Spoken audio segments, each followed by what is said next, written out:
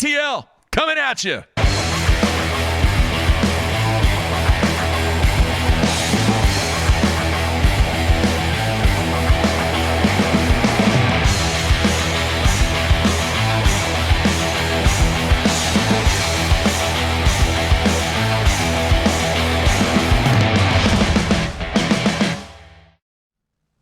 Good Wednesday, everybody. Welcome once again to BTL Bass Talk Live, where we're going to talk bass fishing and anything else that we want to talk about. Matthew, we're wrapping up the week, and over the next 2 weeks, you're going to be a busy little person. This is my last in-studio appearance for the next couple of weeks. Yeah. Got the Costa on Grand next week, so I'll be practicing Monday, Tuesday, Wednesday for that, and then head directly to Lake of the Ozarks for the final Central Division. I keep forgetting what divisions they're in because the Southwestern and the Central, you know, there's like Grands in the Southwestern, but then others in the Central. So get those two wrapped up. Cold front coming in next week. So I'm basically here, man. Taking everything that I own. I have like a hot, warm weather and then the cold weather. So looking forward to it. Spent countless hours getting the Bass Cat links ready to roll. I think I've got everything. There's like one little cigarette lighter that's not hooked up. It's like the USB input. Yeah. And so it's under the dash. Like everything is flawless on this boat so far, and I've been thrilled with it. But there's like, I think they just forgot to connect it, but there's two wires and it connects to the USB port underneath there. I can see it. Now I am, on a scale of 1 to 10, I am 0 on electric. Like electric stuff, like I am change the light bulb. That's my extent of electric work. I mean, you get Brad Hallman in here, he could like rewire a boat in an hour. Yeah. But the thing is, it's not plugged in. So when I touch them together, they spark. So let me get this right. You're going to have to take it to our good friend. I talked to S&D Scott Boats. Dennis. I called him and he's like, "Oh, you just like plug the thing in," and I'm scared to do it. I'm looking at it because I'm scared to do it. It's literally a 10-second fix. But that's the only thing. So once I get that, I'm dialed in. So. Wow. All right. Yeah, you're going to be flying solo. You might be able to get Brad in a couple weeks, but he's going to be at Grand practicing for the Costa. So yeah. So what we're going to do three best of shows next week, and then the following week I am lining up guest hosts. I can for be that on week. remote. I know. Too. We'll call you. I mean, we're gonna bug you. We're gonna see. We had Brad on remote. I can work on a different. Yeah, if he could do it, I think you can work on a different camera angle there and hop on for a while. Might be a good choice there, Matthew. Anyway, good show today. We're going to have Eric Lopez on. He is the director of event operations for BASS. He's actually in Detroit setting up for the AOY championship, and he was graciously able to take some time out of his busy day and come on the show and kind of talk about what has went down this year and then also the 2020 schedule. I have an idea that I know what he's doing right now. It is adding extra anchors to the tent posts because it's a little windy up in the Detroit area. You know, there's the standard photo that everyone likes to put on their Instagram, and I don't know if they coordinated or not, but like at 10 Killer, it was everyone with a 15.5-inch largemouth on the bump board with the caption, "These won't help." Well, they wouldn't. Right. You know, at the St. Lawrence River, it's the standard like half a smallmouth eyeball in a photo with the caption, "Uh-oh, gonna be a big one." You know what we call those, Matthew, what? At 10 Killer? You remember what I coined the term? Time killers. Time killers. That's all they are. So at this one, it is a screenshot of the Weather Wind app with the caption, "This is going to be fun. Might be a little bumpy on the pond." Oh, yeah. Everyone doing the same thing. So it'll be very interesting to see how that pans out. Massive implications as far as making the Classic. Only 50 guys remaining. And I was looking over the list, Mark, below that 50 cut. You know, coming into this year, we had certain guys like, oh, they're going to blow the field away. Yeah. It's because there were so many new. Now, they're at the top. Look at who's at the top. The Johnson brothers, Canterbury, Zaldane, Lowen, Lester, Fider, Benton, Combs, Heron, Hartman, Card, Cruz. I mean, they're all up there too. The one name that stuck out to me below the 50 cut, below the 50 cut, number 55, Steve Kennedy. Yeah. I mean, I thought he would be up there mixing it up, no doubt, for the Angler of the Year championship. Sometimes things happen and maybe you can sit back and analyze what went right, what went wrong. I like to say that a lot, but I think that there were some definite situations that I think Steve was trying to get past that were tied into his fishing. Had some bad luck too. Lost some fish. Was on what he thought were some really good patterns some of the tournaments, and it didn't work out. But other than that, looking up a lot of those guys kind of navigating their first season. You have your surprise in Kennedy. My surprise is Clark. Well, he made it. Oh, he did? Yeah, he's 48. Okay, good. Because I glanced at it real quick. I still thought he'd be in the mix, but he's still got some work to do because right now the projected cut line is 42. Oh, he's got a lot of work to do, but also, man, I thought this year, out of all of the years, 75, half the field makes it. He starts out with a win. I thought we were going to see Rick Clunt at Lake Gunnersville. Yeah. I really did, and he ended up sliding down to 65th in the standings, so his season is over. But overall, that's what's going on. Massive fantasy implications for me. Massive. Do we really need to get into this? We absolutely need to. Just briefly, I am on pins and needles Okay, here. I want to ask you a question real quick. Just a possible scenario. And you tell me off the top of your head, no, not interested.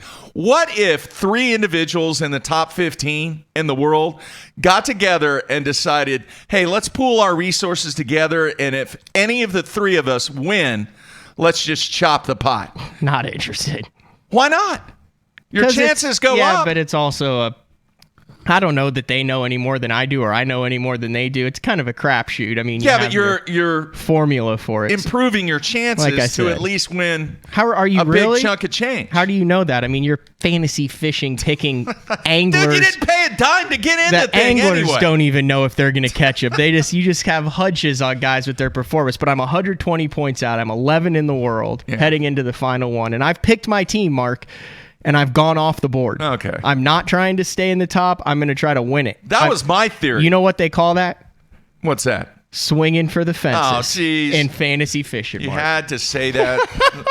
Why? Why did you even go down that path? Very I hate selfish topic there. No one else cares about that. But we'll maybe get into some of the guys we think will catch up. All right, real quick. I do want to follow up with some people. Got a lot of feedback from the show yesterday about obviously our guest Carl and his victory on 10 Killer, but also some of the stuff that I had mentioned about, hey, look, we're just trying to get informed here. We just want some answers, want some communication.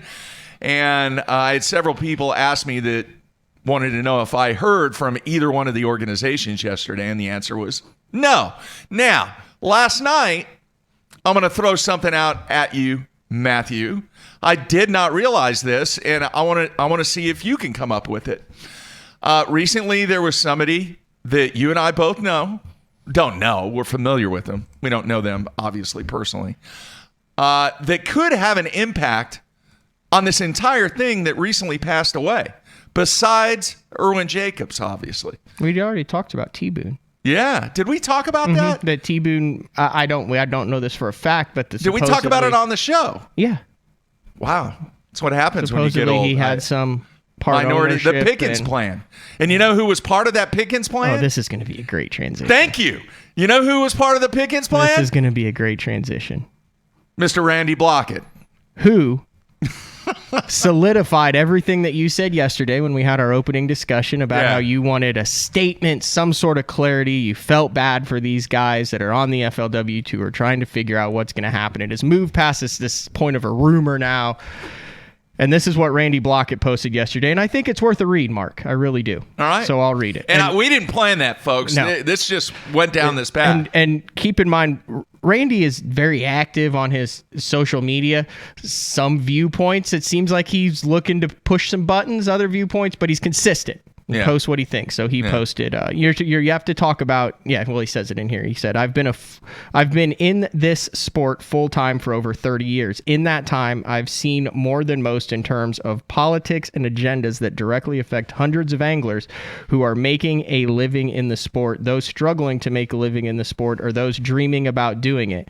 Like many anglers, I'm awaiting the much anticipated announcement of the FLW/MLF and any reaction BASS may have for it. Right now, hundreds of anglers' futures and the futures of their families lay in the hands of just a few individuals. It is my hope and the hope of anglers affected by these decisions that the individuals that now have the ball act with integrity, respect, and honor the history and traditions of this sport.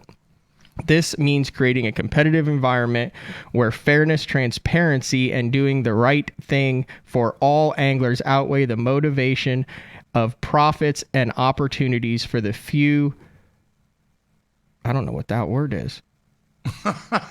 Chronicism? Cronyism? Okay. Chronism? Okay. Chronism? Anybody know what that word means? That's a block it word right Yeah. there.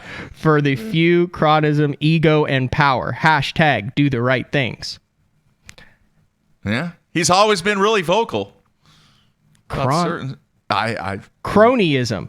Cronyism. That's what it is. Cronyism. Like your cronies? You like Yeah. to use the term crony. Yeah. Cronyism. Okay. Cronyism. I guess that's taking care of your buddies. Is that what he means by that? I don't know. I'd read the whole thing. I hadn't gotten to the word cronyism yet. I don't know. If nothing develops over the next couple of weeks, I would love to get him on the show. We've had him on. I really enjoyed having Yeah. him on. We talked It's been about a the while. mental aspect of it. But no, that went along the lines exactly of what you're saying. Transparency, let them know what they know. And Just some type of information anyway. So we do know the schedule for the Elite Series next year. Yeah, it's pretty good.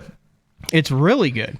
And with That's the addition of Chick, it was recently announced that one TBD that they came out with a press release and said they're going to go to Chickamauga. Okay, let's do it. We talked about the epicness of this past FLW tour that I believe led up to all the hype, the 2019 season. So we start out St. John's River. Let's go over under 80 pounds. That is 20 pounds a day. That is a 4-pound average to win. Over. Lake Chickamauga, February 14th through 17th. Over or under 20 pounds a day. Over. Bassmaster Classic, Lake Gunnersville, over under 20 pounds a day. Over. Lake Eufaula, Alabama, April 2nd through 5th, over under 20 pounds a day. Over. Santee Cooper, April 16th to 19th, over under 20 pounds a day. Way over. There's a trend here, Matthew. Sabine River, Orange, Texas, over under 10 pounds a day. Hey, man, you got to throw a grind in there every now and then. That's a crowd one. That will be a grind. St. Lawrence River, over under 20 pounds a day. Over. Way over. Lake Champlain, over under 20 pounds a day. Way over. Lake St. Clair, over under 20 pounds a day. That's right at. Are you kidding me? It almost took 100 pounds to win last year. They just had a BFL there. It took 50 pounds for a two-dayer. That's a way over. Because now we're going to go back and see how many of them have a shot to hit 100. Okay, let's do it. St. John's River. Yes. Maybe, yeah. You saw what they did last year. Yeah. Chickamauga in February. Gunnersville's a 3-day tournament, so let's say 75. Yeah. Lake Eufaula, Alabama. No. Santee Cooper. Absolutely. Sabine. St. Lawrence, if everything lines up, we've seen upper mid-90s. That'll be a discussion there. Oh, we went this year. Champlain, no. Lake St. Clair, possibly. Well, the two smallmouth besides Champlain. But there's a shot there.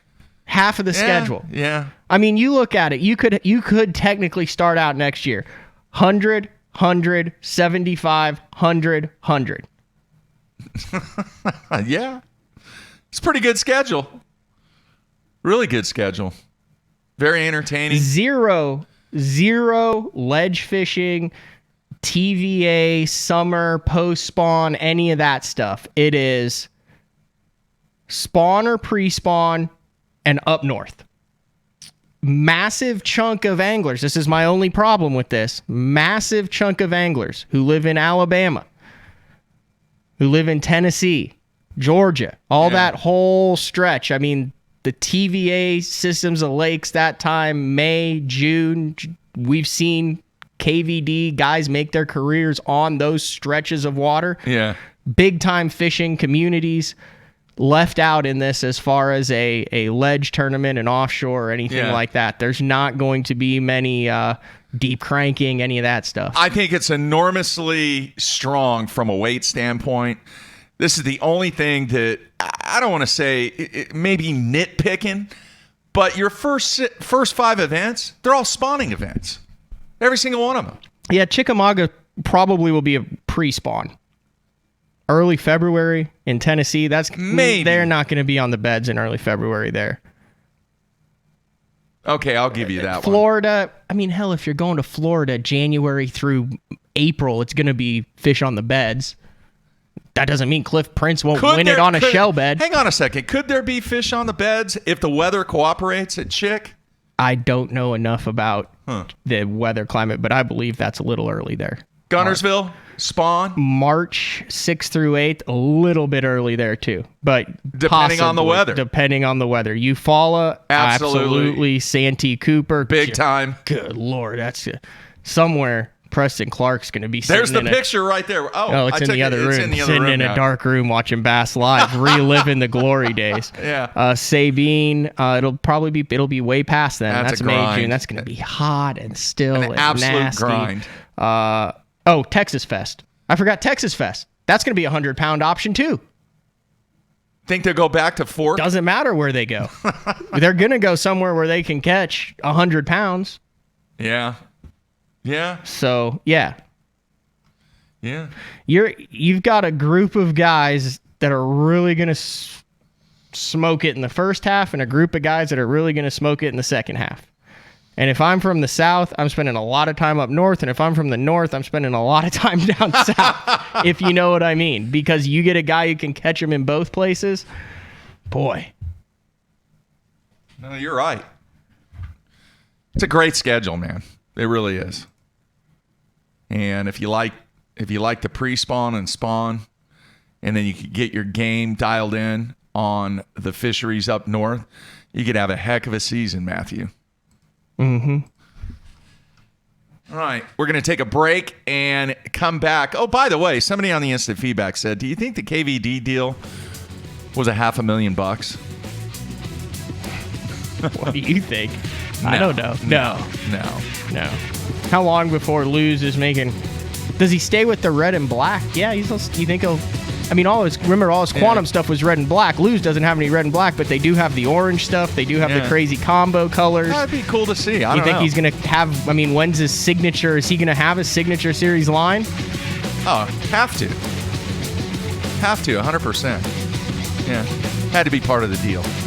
It's going to be interesting to see how that whole thing works out. All right, coming back with ELO. Everybody stay tuned.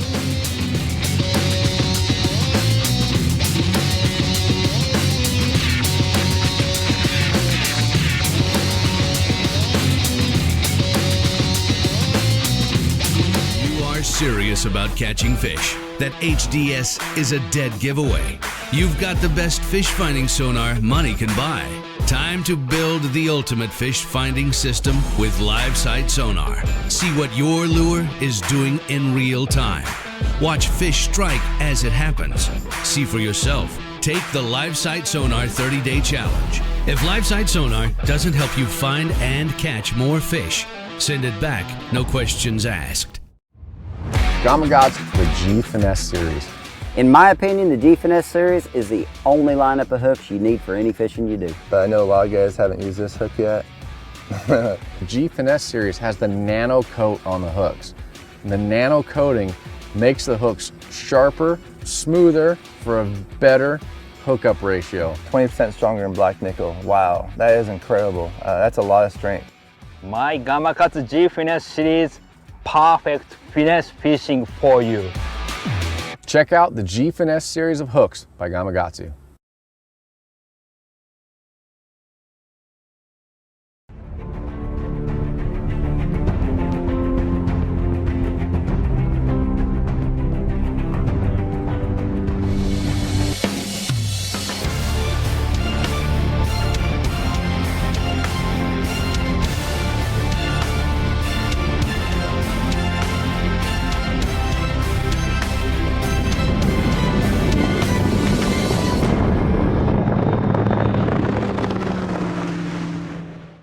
Guys, Gerald Swindle, Sunline Pro Staff. If you're a flipper, a slackline hook setter, you're really putting a lot of impact into your hook set, look for the shooter. It comes off the smooth, really smooth. Like when you're flipping, it is smooth. If you're gonna be drop shotting and cranking, Sniper's the deal, man.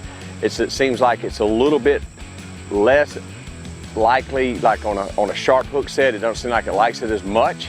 But for coming off the spool on spinning rod, leaders, cranking, like if I'm gonna throw a big plug at Gunnersville, I've still got strong tensile strength. It's not gonna give out on me, but yet the line's thin enough it'll get down. So to me, shooter takes a hook set, snipers for everything else. So if you're gonna slack line them, go shooter.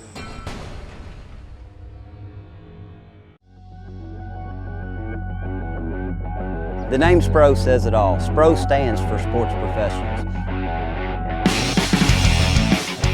When you look at the pro staff that SPRO has brought on board over the past 15 years, it's been pretty incredible. I mean, one got it just then.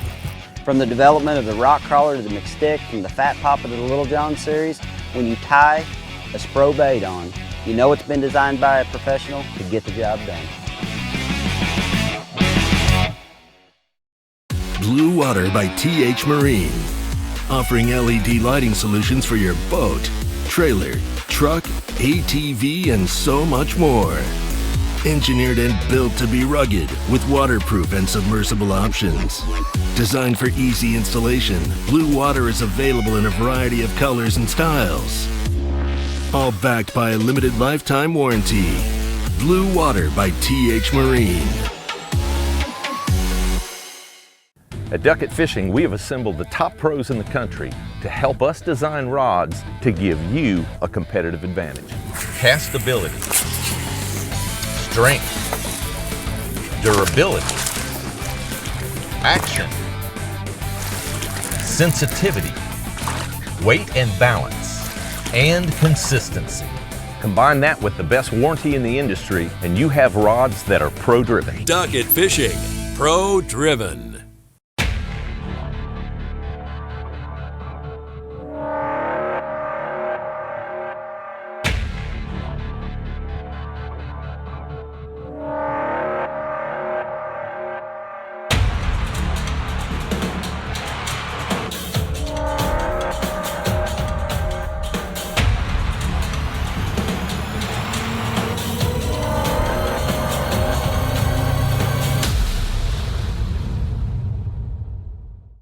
Hey guys, Cliff Perch here with AFCO. I've got the new Camo Hooded Reaper. It's going to be a great thing both for fishing and hunting this fall. I can tell you a couple of the features about it. Got the face mask like all the Reapers do, vented in front. It's got the fleece on the inside, so it's really comfortable. It's super warm. When you come down to the pocket, it's got this little snap system called Block Tapey, and it's silent. You know, it doesn't make that sound that other snaps and other systems that hook it together make. Great for hunting, and it's going to keep that stuff in your pocket.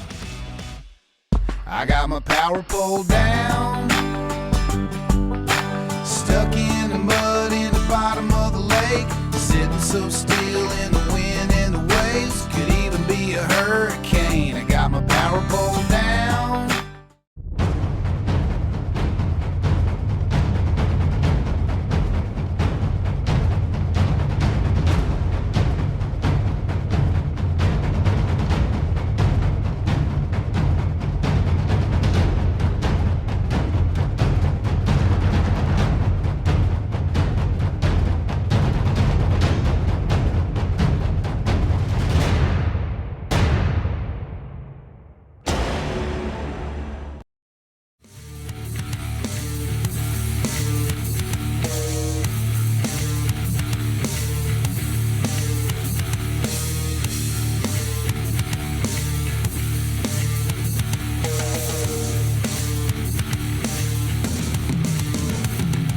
All right, we are back closing out the week.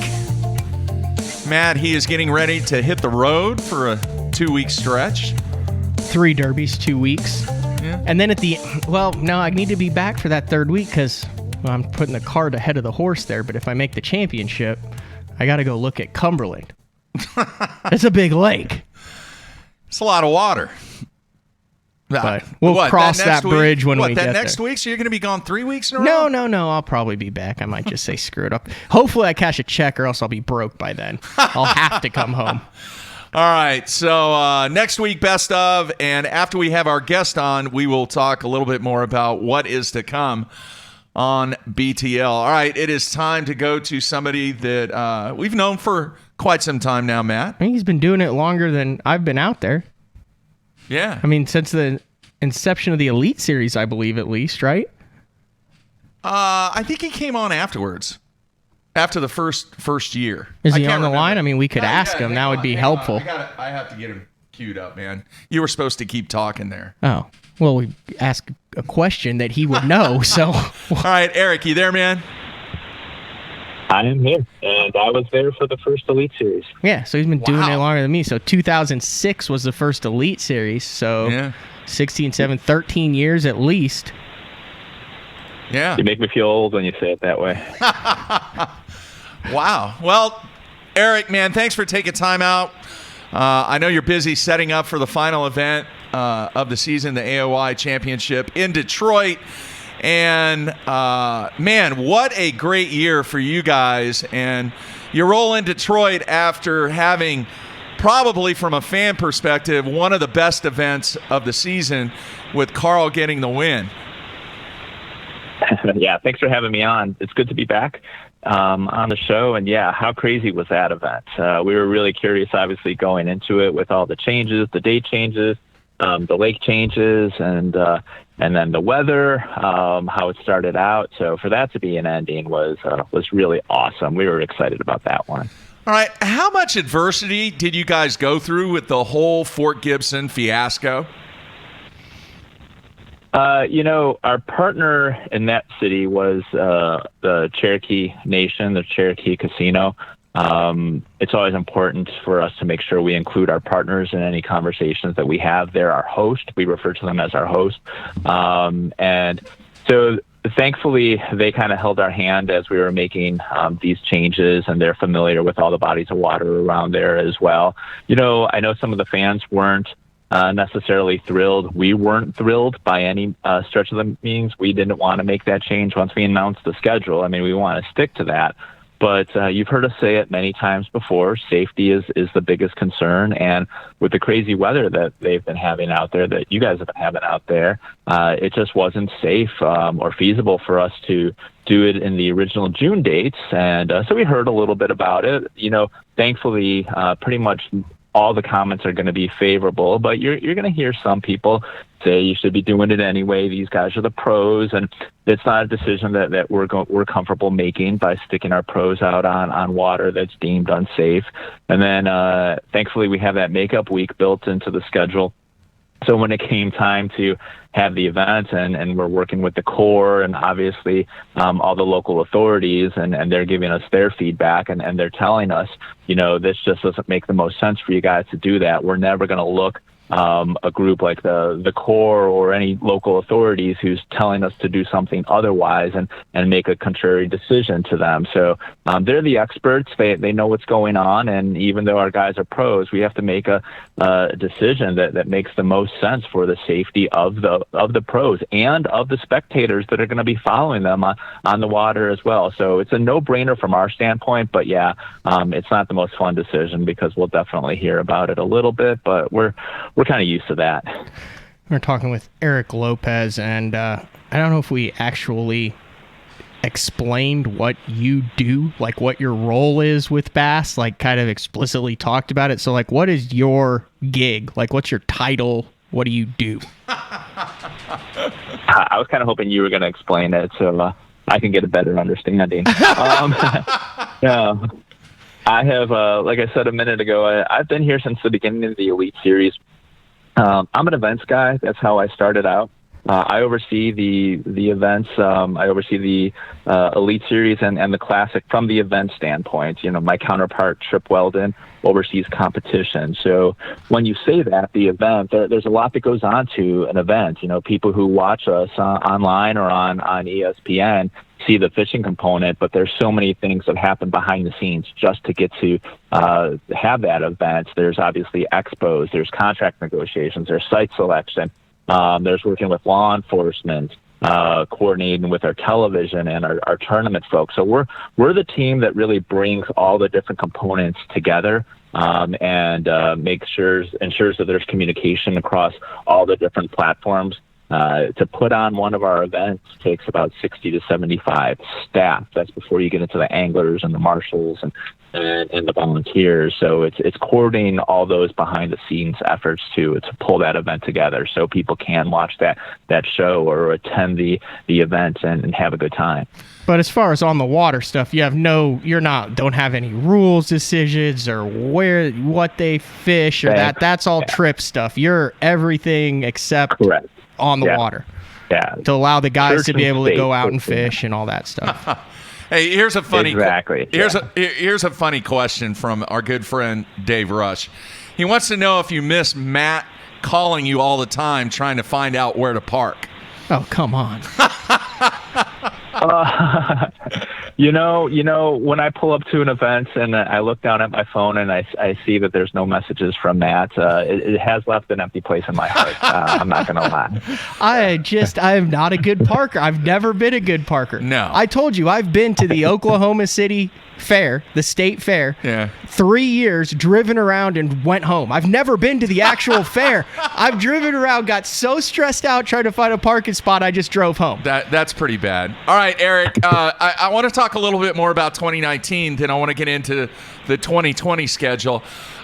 From a challenge, from something that was really interesting that you could pass along to the fans, besides the whole Fort Gibson situation, what was something that occurred this year that the fans just have no idea that this event happened and something took place, that you guys were just scrambling and everything obviously worked out well? What was some of the adversity that you had to go through this year? You want me to talk about something that went wrong and where we were scrambling? Yeah, that's the best stuff. Yeah. Remember last time you were on, you talked about how the dude almost toppled the Classic stage running into it with the truck. Yeah.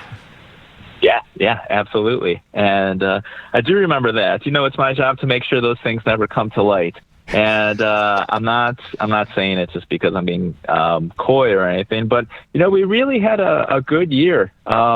The most challenging event that we do, not from a bad standpoint, is Waddington, New York, just because it's so large and the enormity of what happens at that event.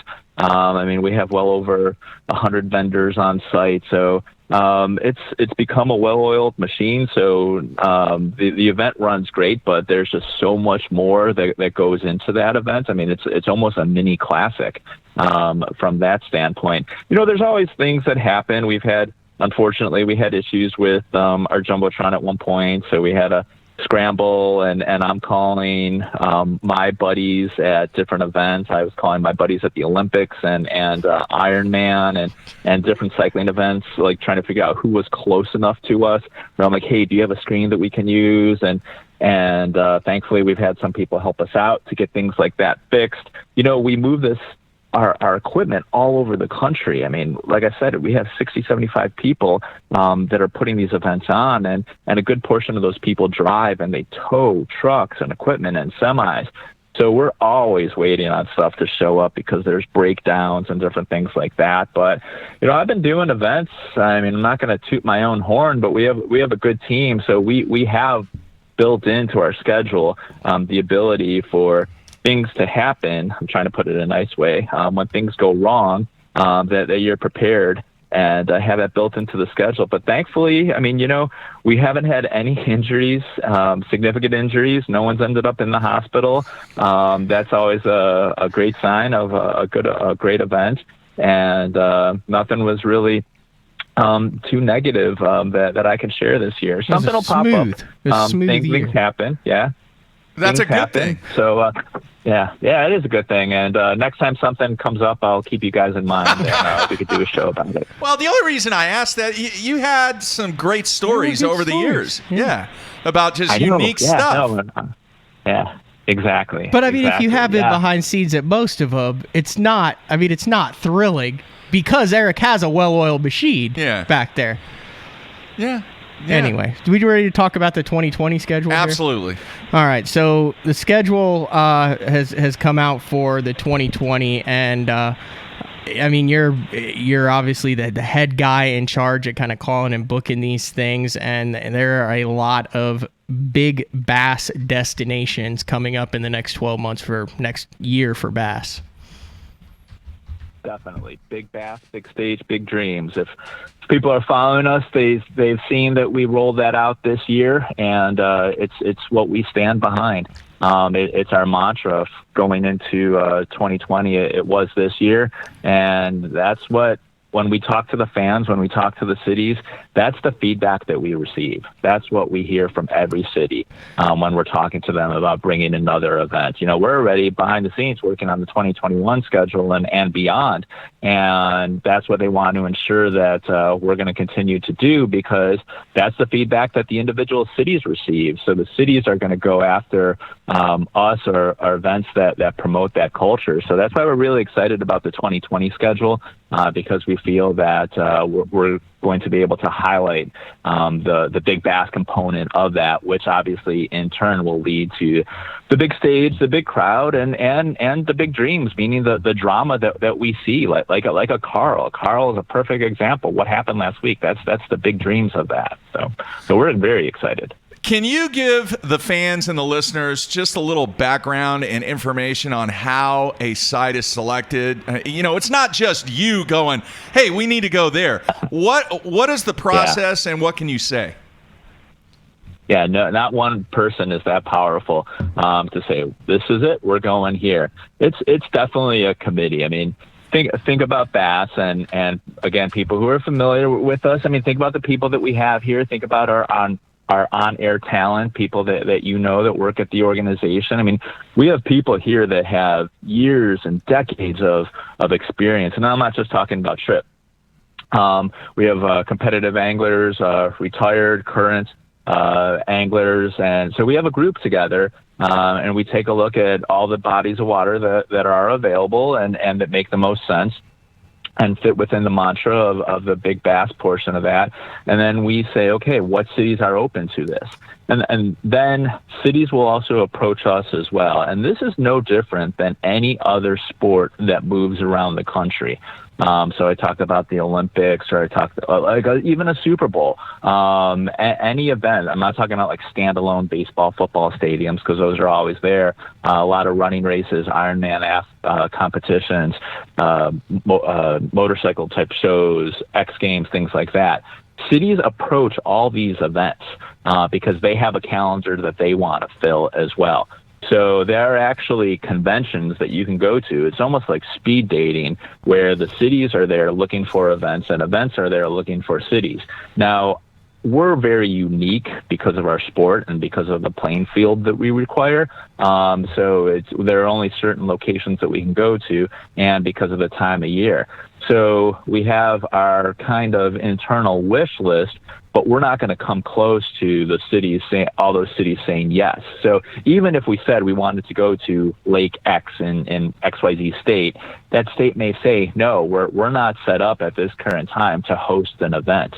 We're competing against all those other events that I mentioned. Obviously not a Super Bowl, but there are thousands of smaller to mid-size events. Think about your community. If there's a local festival or local carnival, those are the events that we're competing against, because we have, like I said, the 60 to 70 people from our side that it takes to produce this event. From the local side, it takes probably an additional 20, sometimes more than that, to assist and work with us in producing this event. So there has to be a staff on the ground in that market. When we were in Tulsa, I mentioned our partner was a Cherokee Nation. There are probably 30 people that were working that event that worked at that casino. Without them, we would not have been able to put this event on. So you take the lakes that you want to go to that you hopefully can make work. You find out if the cities are even interested, if they have the infrastructure to be able to host you, and then you start pairing up. And like I said, not all of them are going to work. So then you take a look at what is working from a geographical standpoint. You say, okay, these two will work in this part of the country. What about this? Maybe we should approach this. And then in the meantime, you'll get phone calls from other cities. Hey, we want to be on your list. And sometimes it makes sense to do it that year. Sometimes we're going to say, you know what, let's take a look at you for 2021 or 2022 because it just doesn't make feasible sense from our standpoint. So those are just some of the components that go into it. I'd like to say it's all about the fishing, and obviously the fishing is what drives it.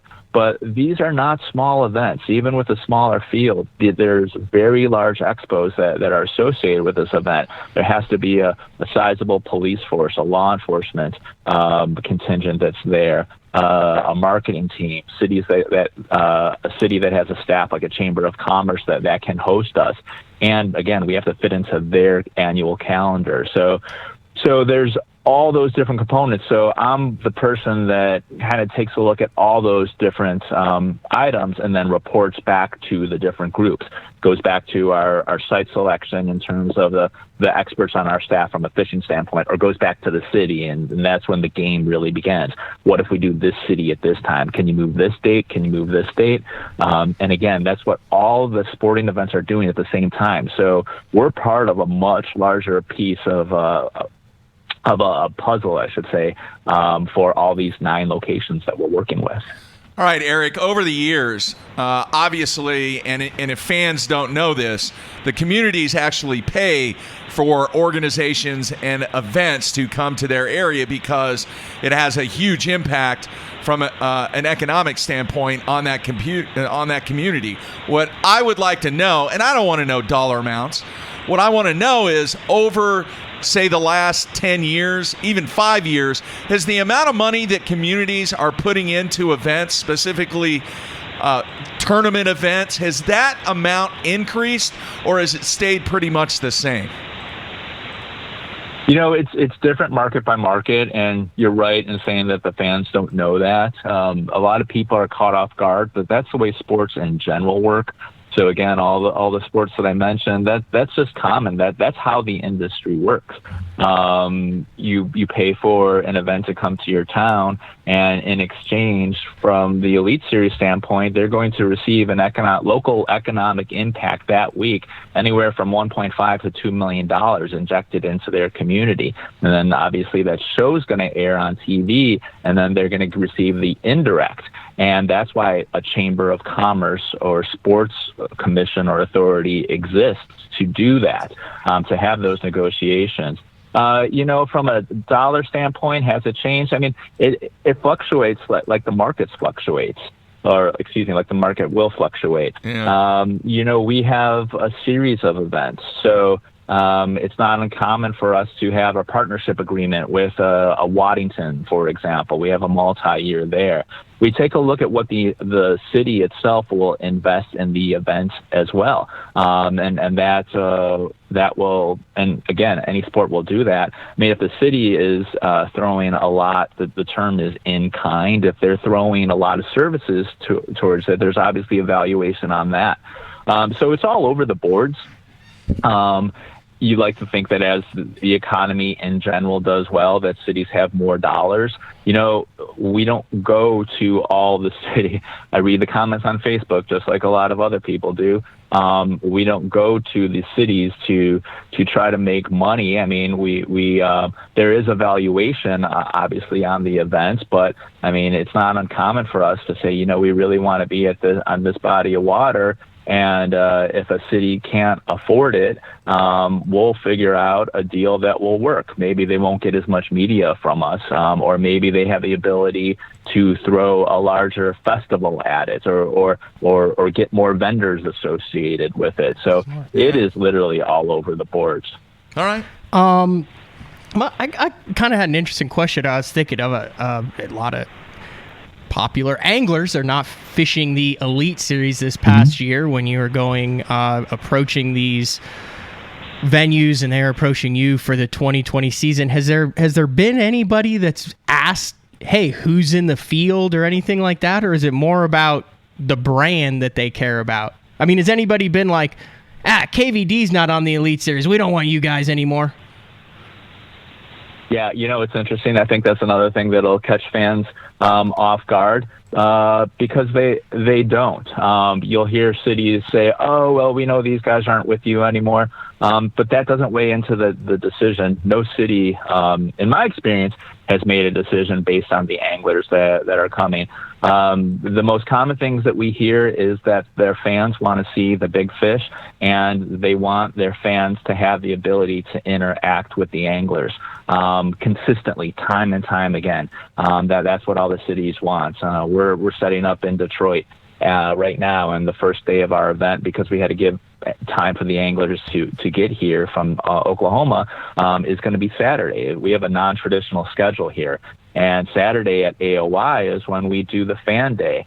So fan day here was the most important thing for the local hosts and the community that's working with us on the ground here. They said, we don't care how you adjust your schedule as long as you give our fans the ability to interact with your anglers, because that's what they want. And then, of course, like I said, they want to see the big fish.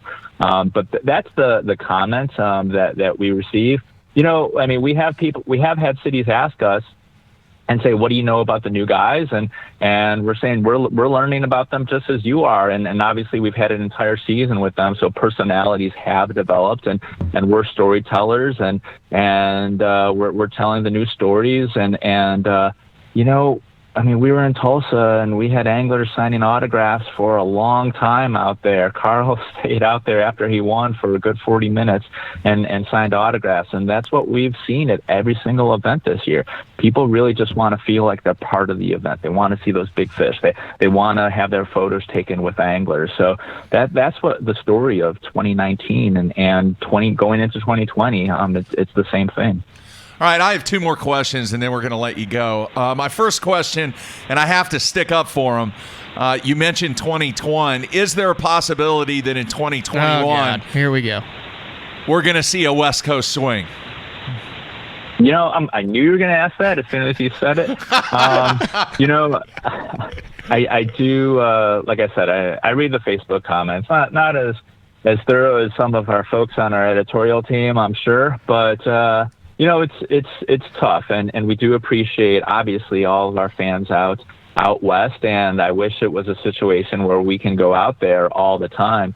But like I said, we're working on the 2021 schedule, and I'm just hoping that the fans will be happy out there. I can't say too much more than that, but we're definitely trying to figure out the soonest opportunity to get out there. And I will say, and I know this is no big shock, I mean, it's probably about a 3-week time frame for us to get out there. Yes, the majority of guys hail from the east, and we recognize we need to spread the love as much as we can, and we want to.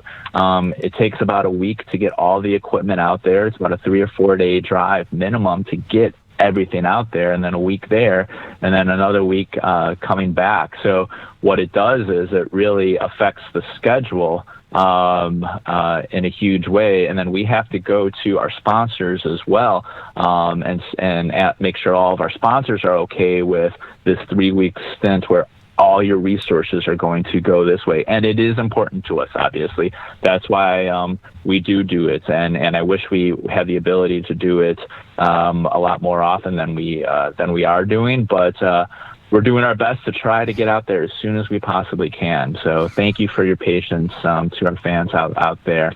But we're working as aggressively as we can to get out there. All right, then a number of people on the instant feedback would like to know any update on the open schedules for next year.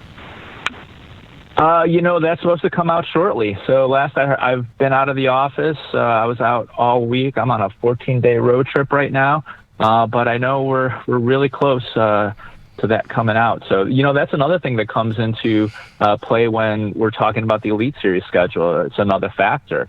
There are only so many weekends that we could plan, and our own schedule is part of what throws a challenge at the Elite Series schedule to make sure that none of these events are conflicting with each other. So I know Chris Bowes is taking control of his open schedule and managing that, and I think he's pretty much just about ready to announce. All right. I'll go back to the West Coast because I'm curious about this. This is probably a no comment answer on your part, but like going into the 50th Classic here, obviously it's coming up next year on Lake Gunnersville, a great venue, but Jeffries and I were enamored with the possibility of a Lake Mead for the 50th, the site of the first Classic. It's all said and done now. It's booked in Gunnersville. It's going to be great in Gunnersville. But were there discussions? Did you guys explore the logistics of going to Lake Mead for the 50th? Some of the decisions are easy to make on paper. Some you have to go out there.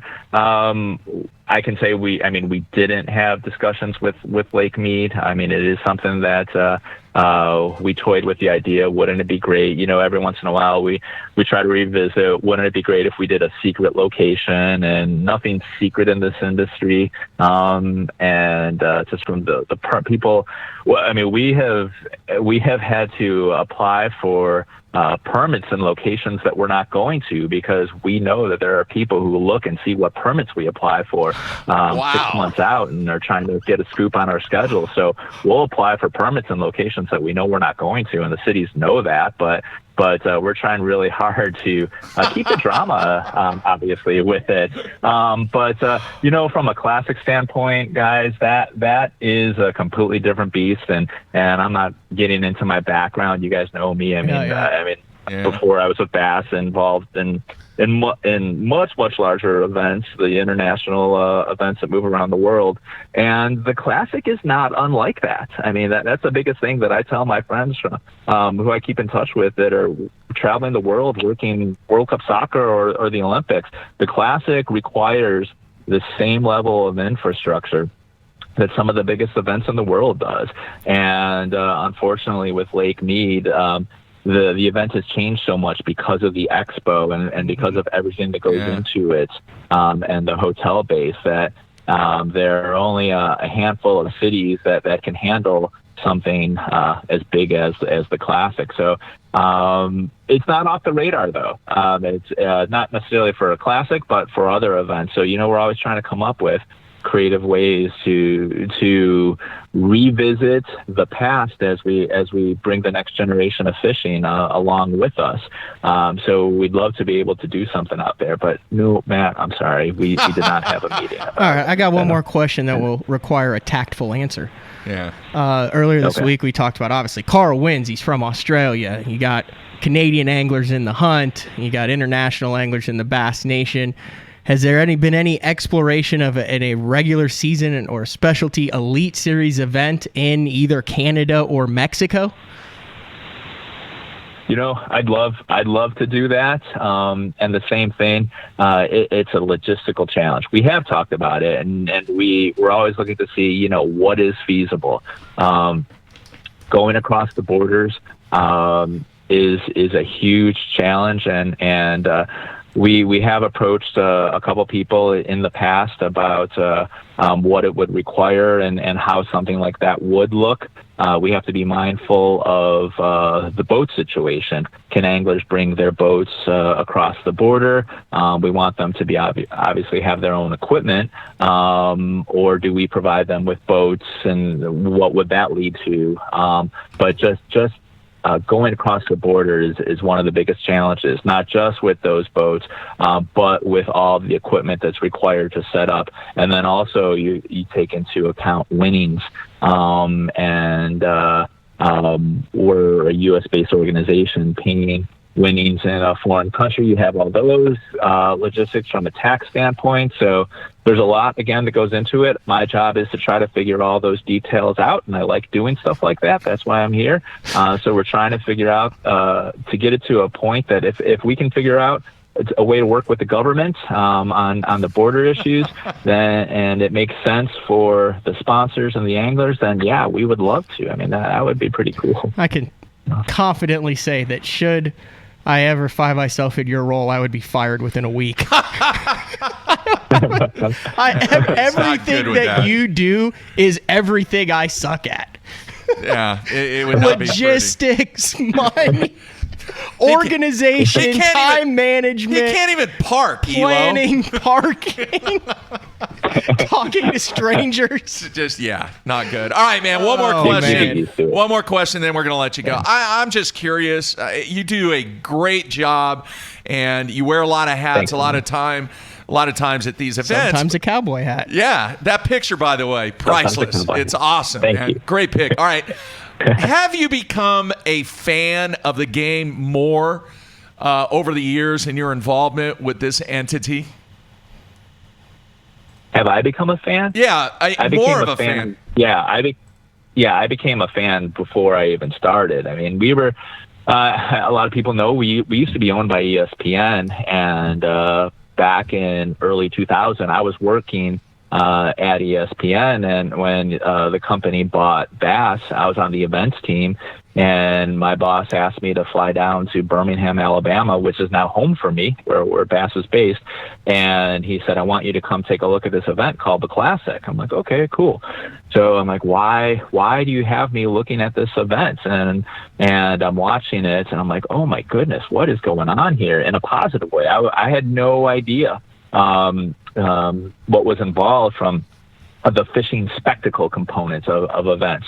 And it was probably around the second day that I made the realization. I'm like, I have a feeling why I know I'm here. And everyone calls me Elo. He's like, Elo, I hope you're taking a lot of notes.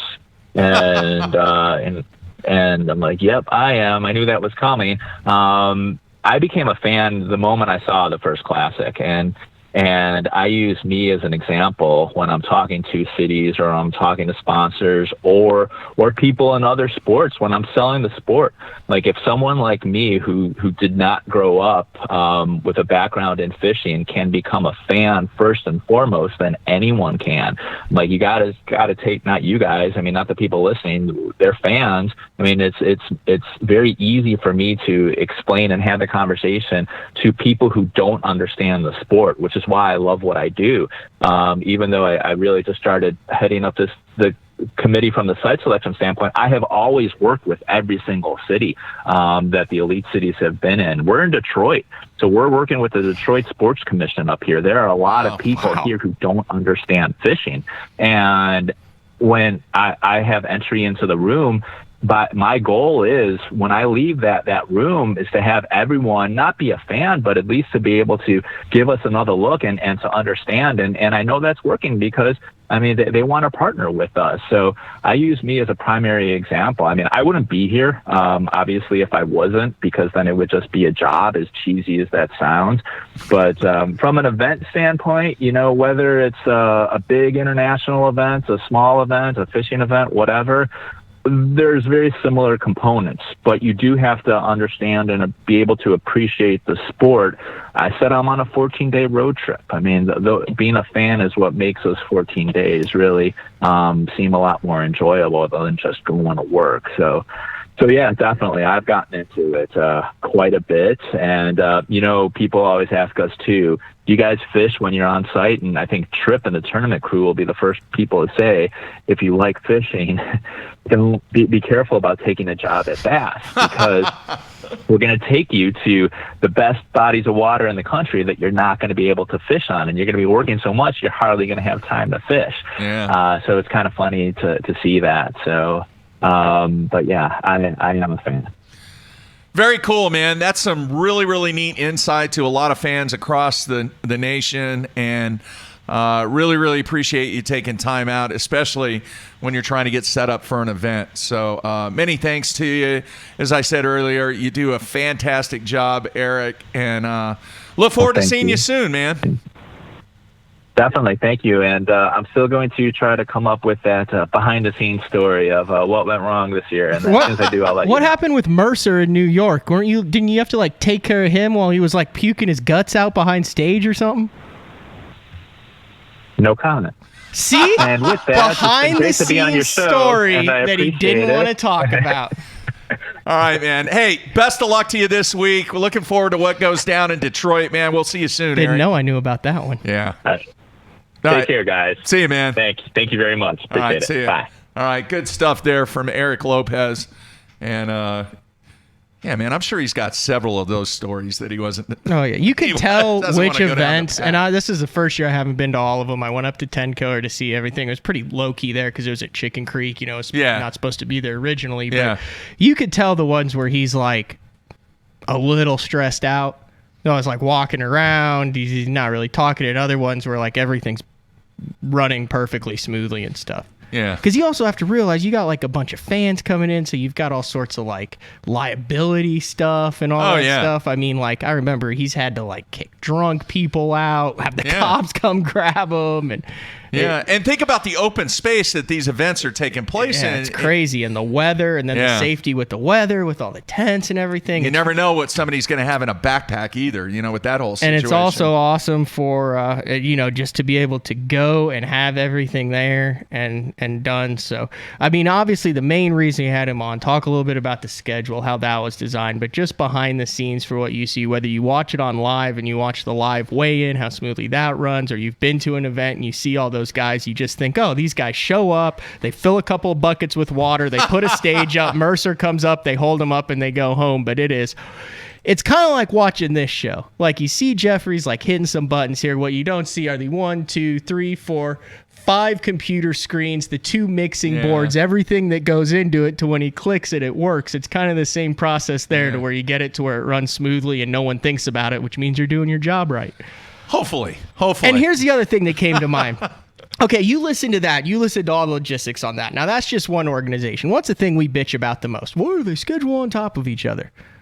Yeah. I mean, do you not kind of see how it's like, in a perfect world, it'd be nice to get FLW and now MLF in the same room and work about it. But, dude, the logistics just to get a 9-tournament schedule for one between the permits and all that city, I can understand how making sure you're not on top of one of the other organizations is because they're doing the same thing. They want to be there at the same time of year in the same lakes in the same prime places. But do you not agree that it would be easier to try and eliminate those conflicts that they all got in the same room and I think it would be tougher. Why is that? Because everyone's just trying to get their weekend, because now the tour, FLW is not going to schedule on top of the Costas. They've got 5 divisions of the Costas. MLF comes in, it's new. You're trying to get 6 tour events or 7 tour events, 15 Costas, 8 opens, 9 Elite Series events, and it's just like kind of get what you want when you can. And I understand how difficult it would be to get these guys in the room. Do you think people have a problem when there is, say, an MLF event on top of a Costa event? No.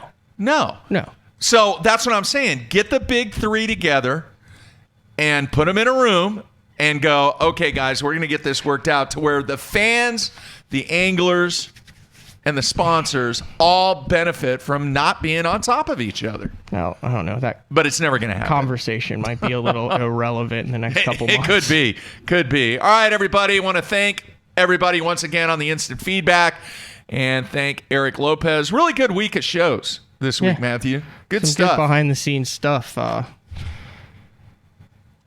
You got to figure out, best of next week. Yeah, best of next week. We've had some really good shows, so. Yeah, and then we'll have Hallman should be available, correct? Because he's not. Yeah, you got Judici and Kenyon Hill. We've got a lot of Charlie calls Hartley was Drew the Truth Smith. Charlie Hartley was on the instant feedback. He said, "Hey, I'll jump in today." Charlie, he's done it before. Yeah. There's a bunch of different options. Yeah. All right. I want to wish Matthew the best of luck. A very important 2 weeks coming up.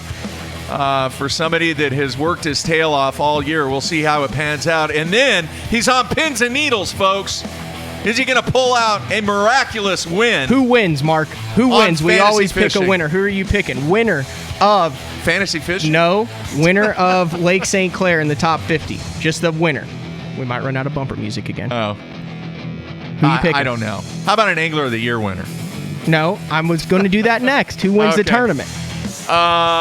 Hang on, let me look here real quick. Hang on. Seth Fighter. I'm going Corey Johnson. Okay. Who wins the Angler of the Year? Chris Zaldane. I really want to say Chris because of that.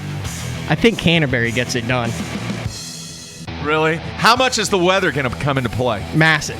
Yeah, I think agree. there's some guys that are going to come in with nothing because they got nothing to lose. They're going to try to run based on where the 2-day BFL Super was with 49 pounds. They're going to get out there. They ain't going to get back. Seen Aaron Martins do it before.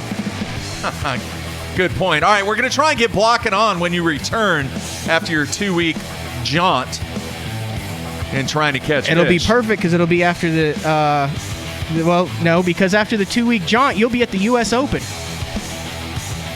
Yeah, but we can still do BTL. We can double From dip. the U.S. Open? Yeah. Okay, well, That's he'll what be we'll at do. the U.S. Open. Oh, get him on. That's we might your do that. deal.